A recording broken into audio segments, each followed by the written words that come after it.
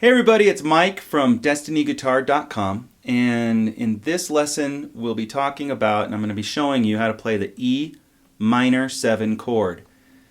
Now the E minor 7 is quite possibly the easiest chord to play on the guitar, which is good news for anybody who wants to learn how to play it, because in its first position, in its first variation if you will, you only need one finger to play it, one fretted note, which is really cool.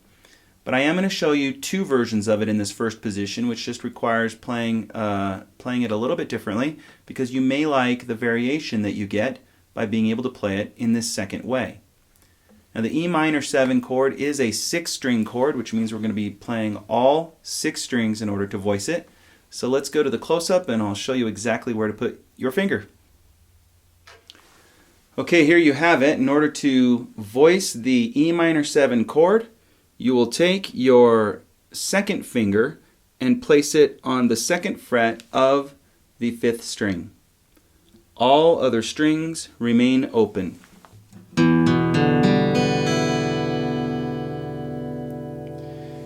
Now you may wonder, why does this work this way? How is this one note added to all of the other open strings on the guitar in E minor 7? Well, the reason why is because if you're familiar with the E minor chord, which is played with these two fingers here, we actually have a doubled E. By playing this finger down here, we're doubling an E. Now to create a 7, a major 7 chord, we are adding a note to the chord. We're adding a 7. And so a standard E minor chord has 3 notes in it, and those notes are E, G, and B. And so by lifting up this finger here and letting this D ring out, there's your 7 that's being added to this chord. So we have E, B, D, there's your 7, G, which is another note in the chord, a doubled B, and a doubled E up here. And so this, just by fretting that one note, we have E minor 7. Now there is a variation on playing this, and it is to play the E minor, except add or fret out the 7 note that is added to this minor chord up a little bit higher on these higher strings. And the way that works is, we take our 2nd finger and place it on the 2nd fret right here, as you can see, on this 5th string, and take your 3rd finger and play the 2nd fret of the 4th string. So now you have your minor chord. And take your 4th finger and fret this D note, which is on the 3rd fret of the 2nd string. And there we have added the 7 up there.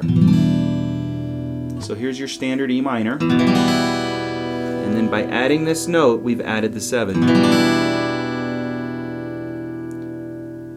So, 2 ways to play it. First one, like this.